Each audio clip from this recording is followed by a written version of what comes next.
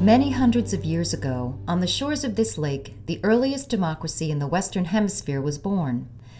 Long before Europeans arrived on this continent, the native Haudenosaunee nations of the Seneca, Cayuga, Onondaga, Oneida, and Mohawk lived across what is now upstate New York, but had been at war against each other for years.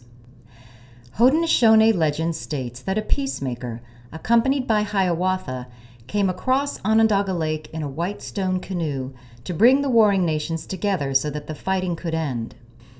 A feared Onondaga chief called Tadadaho, who was said to have snakes for hair, was the most resistant to the concept of peace, but Hiawatha and the peacemaker finally prevailed upon him.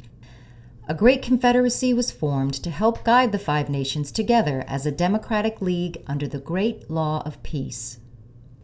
The people signified this union by uprooting a great white pine tree and throwing their weapons of war into the hole.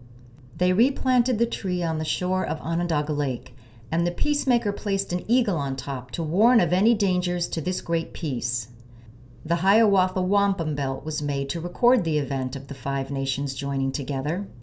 Each nation is represented, and the Onondagas are symbolized by the great tree of peace in the center.